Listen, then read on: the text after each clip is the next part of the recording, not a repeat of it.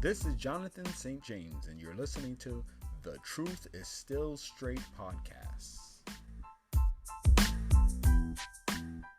All right, folks, this is Jonathan St. James, and once again, The Truth is Still Straight podcast.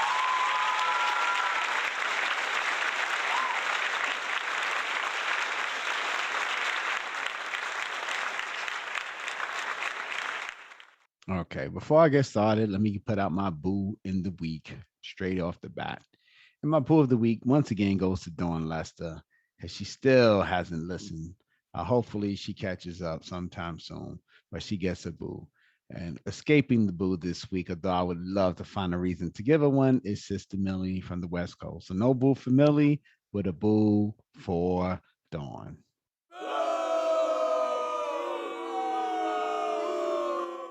Okay. There may be a boo for Tatiana, but I'm not 100% sure. She's kind of been shucking and jiving, talking about she can't listen to the show. So I don't know what's going on with that, but she going to get a little mini boo. Okay, there you go. See? But for those of you who are paying attention and keeping score, we got Pedro Falcone out there, who's probably my number one supporter, along with Lee Jones, Tessie, who gets a boo too. Okay, but I still want to thank her for supporting. Sister Millie from the West Coast, who's also a big supporter, so I appreciate that. Um, V, Mr. Wilkes, Mahir, Milton Gonzalez, who's also a big supporter, thank you. Beverly, Snotty, Reggie, and Courtney, K-Law, RJ, Latoya, Shilia, Michael Thomas, Darrell, Big G Galloway, Sam T, James Wilson, Tyrone Biggs, and Terrence Meir. Thank you for all your support.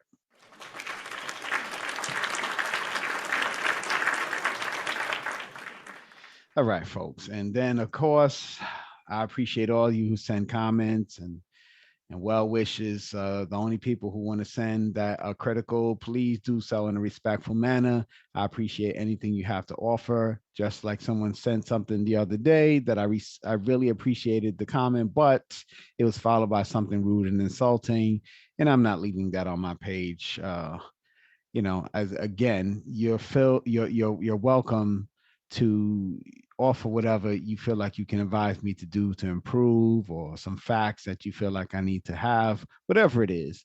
I'm just asking you to be respectful and don't insult me, because I'm not trying to insult anyone. I'm just here talking, doing reaction videos, whatever it is, to try to entertain and sometimes educate at the same time. And sometimes it's going to be successful. Sometimes you're going to like more shows than others, but I appreciate the all of the support that you guys give each week, and I thank you. All right, let's go. Let's go back. Let me give you some applause for that.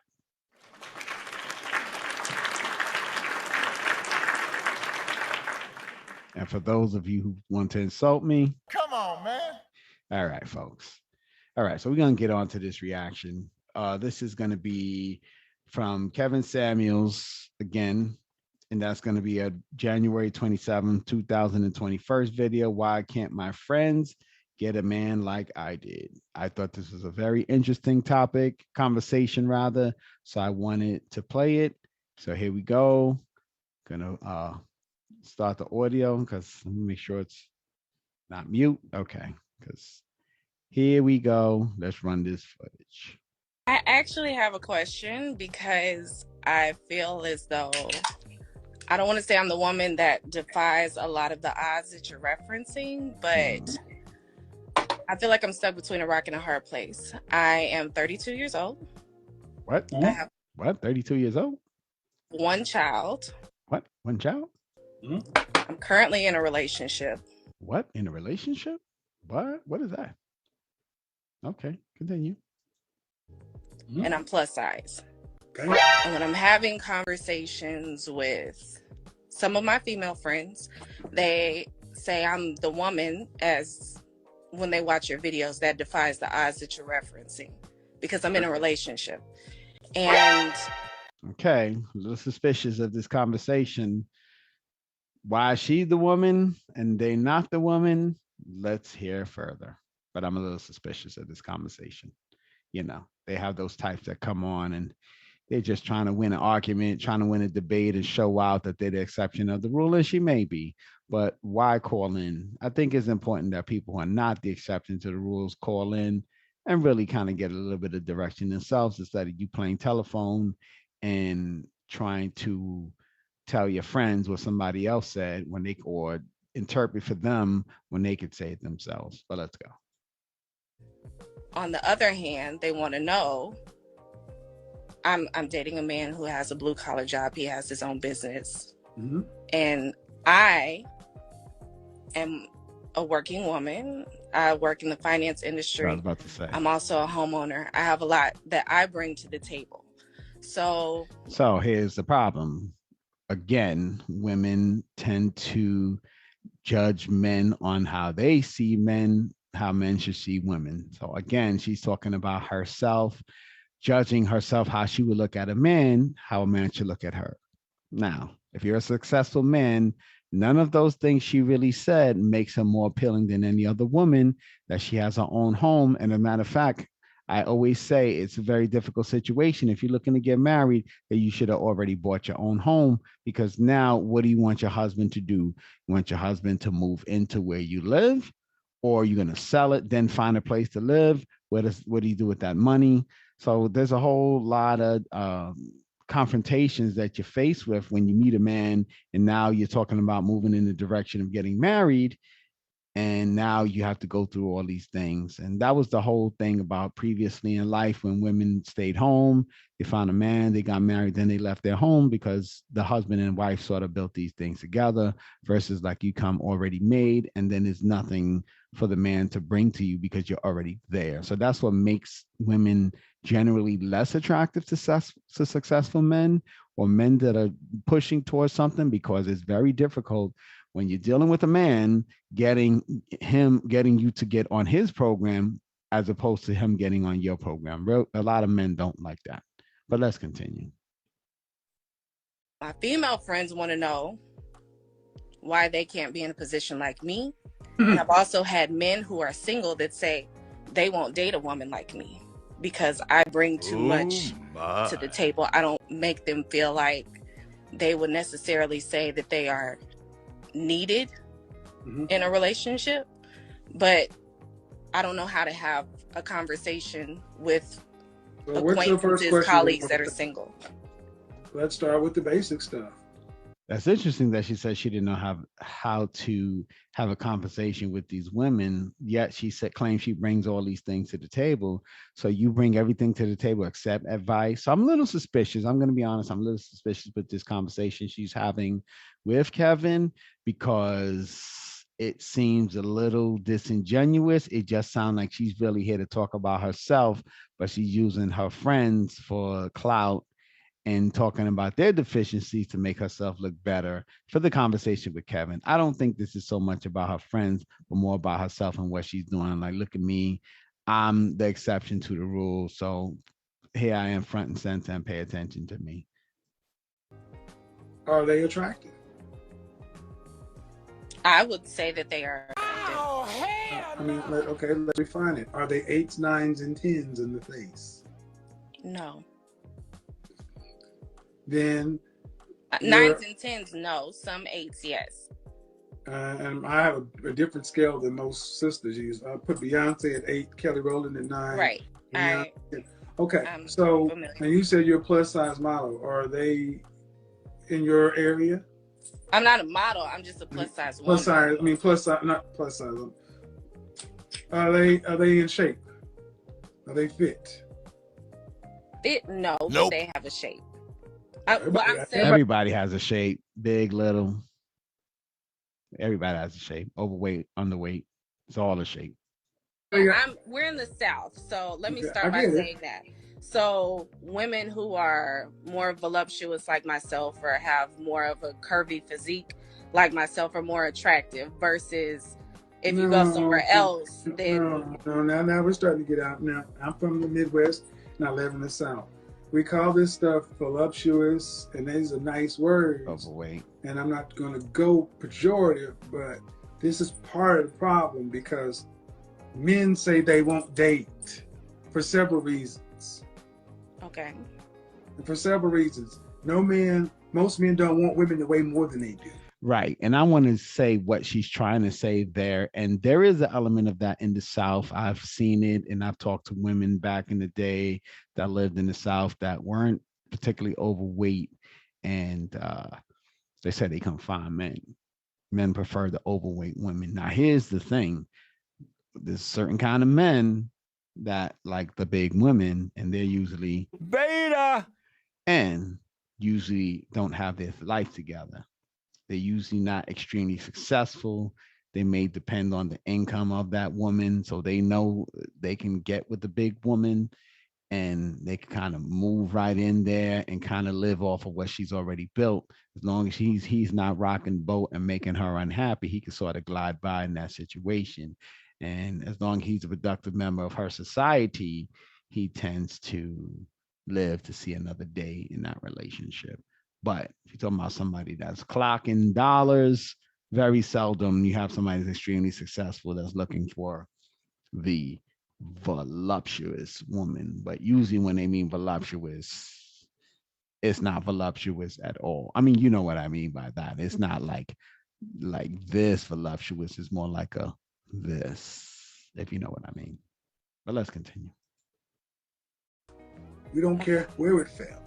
So if your friends are wondering why they can't get your outcomes, they need to be on your level or better.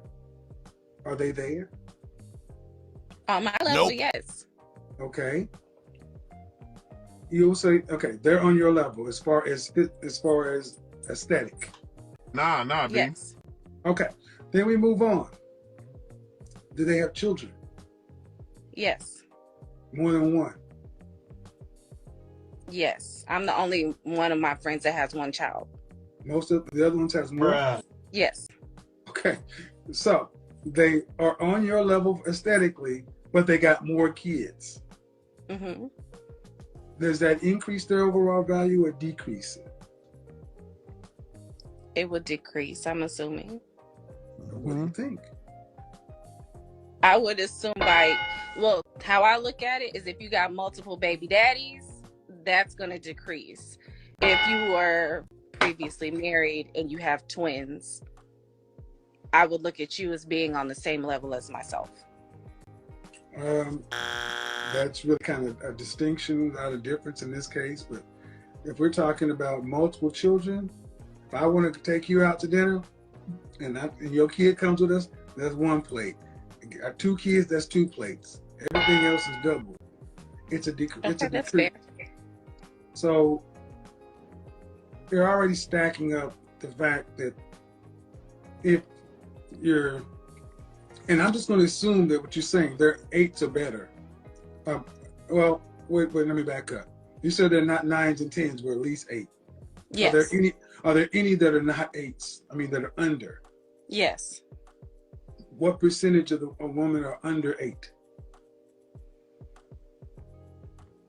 I would assume 50%, if not more. All right. So we're talking. What you talking about, Will? So what friends are you referring to, really? Are you referring to, you just said 50%. So most of your friends half of your friends fall under the threshold of desirable in terms of looks.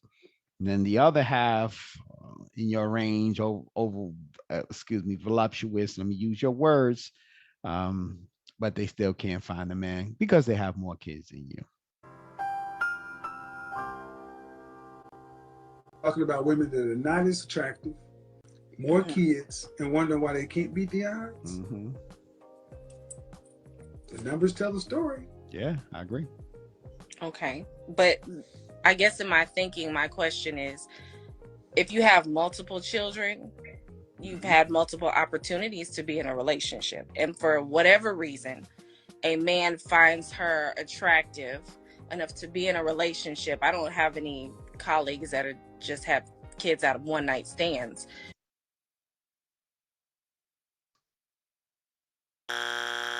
Let me tell you why she's wrong in that. Again, the relationships are different than marriage. You can date someone because there's no commitment aside of the relationship itself, but there's no legally binding situation there. So a guy may leave a seed and break out, or he may just break out without leaving a seed. So if he's not marrying you and putting a permanent situation there, there's a lot of guys that will say yes. There's a lot of guys, maybe because they're in between women that they really want. You know, I've been there myself. I've kind of settled for women that I wouldn't ideally date because the dating pool was just very dry for me, and sometimes the less desirable woman is available and willing to be in a relationship and date. And I've done it. You know, I've done it. I've been in relationships with women that if I could choose just straight out, I wouldn't be looking for them. But because they were right there in sight, ready, willing, and able, I just dealt with them. That's not typical for me. It's not to say that I thought I was better than them, but it's not ideally what I looked at. And I know a lot of guys like that. You know, that's not their preference. And there are guys that are worse than me that, I mean, are a lot worse looking than I am. I'm relatively an average looking guy, not ugly, not, you know, I'm not getting a modeling contract next week. But there's some guys who like, they're not even close to what I look like. And they're like, I'm not dealing with that at all. And I look at them like they're crazy. And I'm like, that's the dumbest thing I've ever heard in my life. but you know, people want what they want, even if they can't get it. So let's continue. And continue to have children with men. Were they married? Right. Not Yes. really. No. All of them. No. Right. 1 in 4 black women will get married. So I'm going to assume that the stats hold, most of them were unmarried. Yes. So, unmarried women with multiple children who are 6s and below, who were overweight. Yes. I get what you're saying in that regard. So that makes sense. Trying to be as nice as I can, but I mean, see, and this is what I try to let guys understand. The way women's calculus is that you guys factor things differently. That's what I said. Mm-hmm. It's the baby daddy or the husband or this or that, or I mean, because I can deal with a man, that means I've been in a relationship. Men look at your ex and your children's father, and that's as good as you'll ever get. Well, generally speaking, yes. I think it really depends on the type of guy. So the higher end, let's just use it in that type of description. The higher end of the dating pool tends to be more selective, middle, can work with it, go either way. The bottom, they go with anything. They get whatever they can get, usually. Of course, like I told you before, there's some guys, I'm like, have you seen a mirror today? How you requiring something that you're not even close to yourself? And they don't care. How rude. All right, let's continue. That's true. So if the guy that your friends decide to have a baby with was down here, that's the level. They're not going to get a man up here. Because this man up here would look like a straight sucker for going to get her. Mm-hmm. Okay. And so it doesn't matter how much money they make or anything else like that. Because you also said that men would not date a woman like yourself because of your income or something, because of what you bring to the table. She got too much stuff. With my income, I have a bachelor's degree. I'm a homeowner. I have 1 child. I have my own standard in how I live, but I guess just looking at those things, they perceive me as a woman that is high maintenance. You stupid. Well, but I feel like at 32 years old, I'm not going to be living at my mama's house. Well, no one said you should be living at your mama's house, but it's not it's the aesthetics of being able to be in a relationship. So I don't know any of these guys that you know, but if I'm that guy, I'm not interested in you because you have your own home and a kid. Usually that means somebody's set in their ways at that point. Because if you were really looking to get married and settle down, you wouldn't anchor yourself the way that you did generally in life and then say, okay, I'm ready. Now anchor myself in this home with this kid. So I've already set my life up. Now somebody has to come into that life that's already made. And guys don't generally like that. At least any guys that's in control of his life and his destiny. That's a very hard pill for a man to swallow when you already made a life for yourself. And then you're saying, I'm ready for someone now, versus like, oh, I'm building and I want to build with you. I want this thing with you, even with a kid. You know, you already got a kid. You move now, this guy's moving into this kid's house. You know, this kid lived there. It's not all of your house, it's your house, your kid's house, and this guy's moving in there. That doesn't work very well in those type of situations. So at this point, That's why you would buy a dog and die alone. I heard you said you had a man, but you didn't say he was your husband. So we'll see what happens there. We won't see, but you know what I mean. I'm not going to be surviving and having the demand of somebody else to take care of me. But That's it's still, but the problem isn't the men.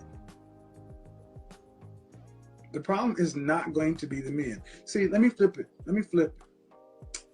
You and your friends would not just screw anybody that wanted to screw you. You got to have a standard, right? Absolutely. You deserve that because it's your body, your choice, right? Right.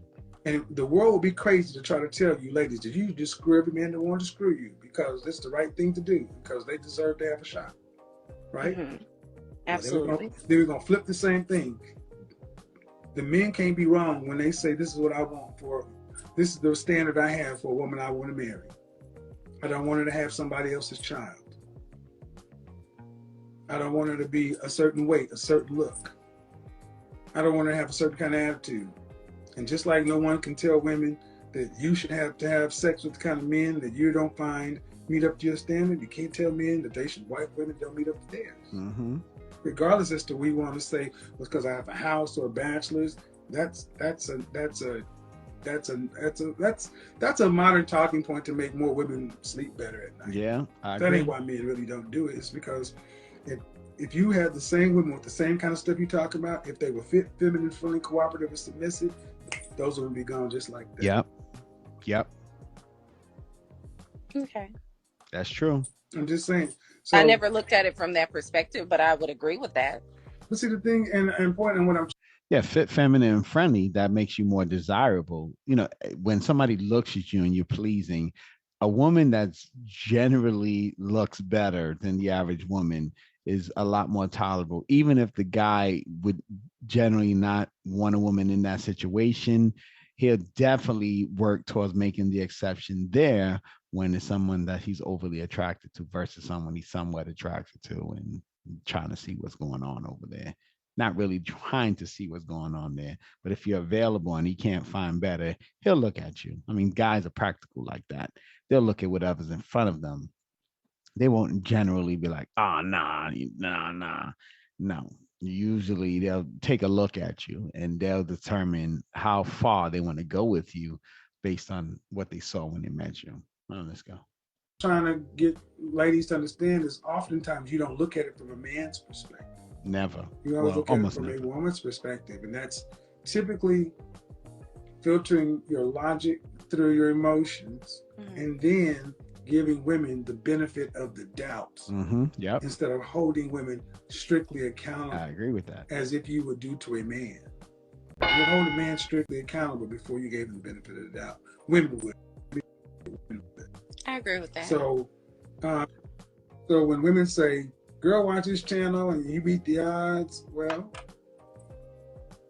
I can understand where they're kind of coming from, but this is why I'm so adamant on the fact of having a child outside of wedlock is always going to cost. It does. It is. And especially multiples. So, in most men's mind, if he was good enough to have a baby with, why aren't you his wife? And most women's responses are completely insufficient. Yeah, I agree. So what you're starting to find is many women are starting to lie. They're starting to lie and say, oh, well, there was abuse. Which is a lie most of the time, because when I ask, well, was there a police report?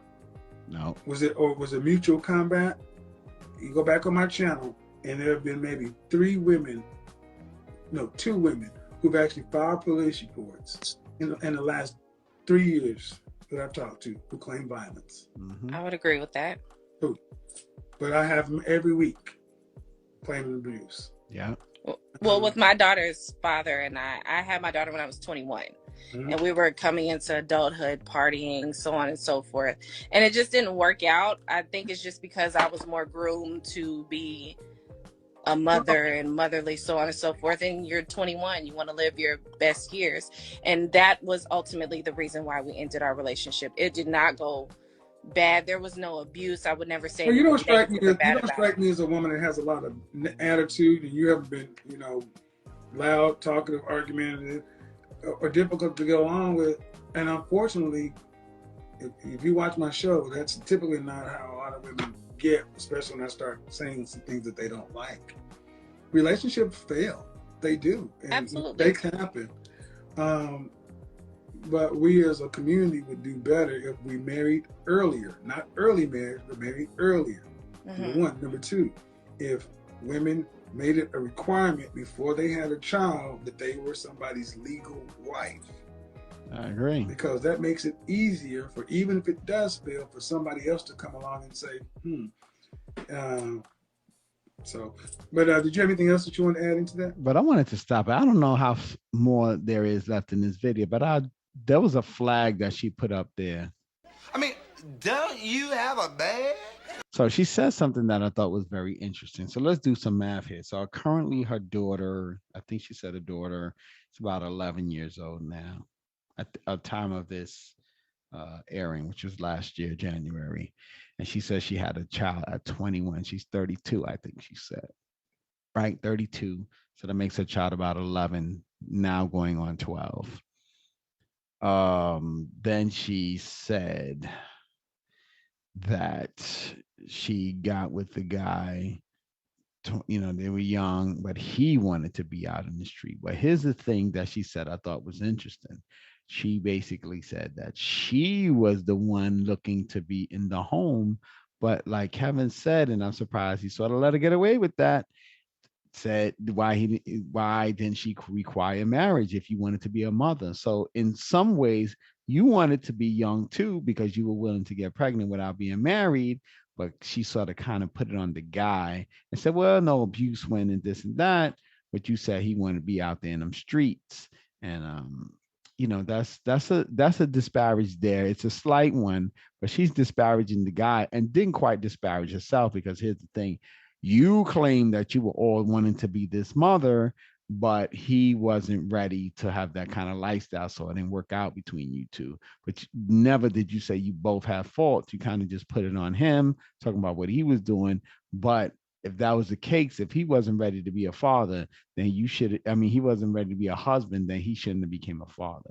So that's where she should have put the blame on her, but she really put it on the guy, saying he wasn't ready to settle down. But clearly you decided that you didn't require settling down to have a kid. And if a guy's looking like that already, of course he's not going to get married if there's no requirement to have a kid with. So that's a problem. So not to say that he was blameless. I'm not giving him I'm not absolving him of what he did, but clearly you had a hand in that too, and you didn't quite bring it up. Oh, no, that's all. Thank you. Thank you, Ryan. Thank you. Thank Bye-bye. you. Bye. Yeah, Okay, that was it. Okay, we're done there. So overall, that was a pretty good conversation there. Not really combative, not really dramatic. So, and not much to be critical of that. And yeah, that's a pretty good conversation that we reacted to. But not drama, not usually extra things. So I guess it's time for them braces, and then we could close out. Relationship braces. Bringing hearts together, one heart at a time. 32-year-old woman from the South with an 11-year-old daughter and a boyfriend who's a blue-collar business owner. What could I possibly tell you to bring it home and work it out? Or what could I say in general? So I don't think I really have braces for this lady, but I will use her as the example. So, ladies, if you ever face yourself in a situation where you're trying to start your life out, you may not want to jump into the house situation if you're single, because it's a hard navigation if you're owning a home and now you have to navigate through a relationship with a guy to get on a program. And if he's about something, to get him to come in the middle with you, which will mean you got to sell your house, or else, like I said earlier, he's moving into your spot with your kid. It's your kid's house, and he's sort of now adding to that situation. And that's already a deficiency. So you want to build on the same level. You want to build the foundation together. If you're building the foundation, you establishing this whole life without a man is very difficult. And I know a lot of women do it. They get in the bag. They want to be independent and all of that. But you got to see what consequences does that come with. And it makes it harder for a man to get into a program with you when you have already started without him. And, building together is very important. So if you build, it's a lot easier. If you don't build, then you're not moving on the same level with one another. So those are things to think about. And those are the braces.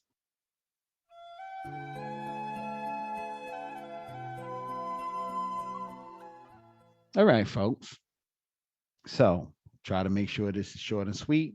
Once again, this is Jonathan St. James, and this is the Truth is Still Straight podcast. Until next time, take care, and I am out.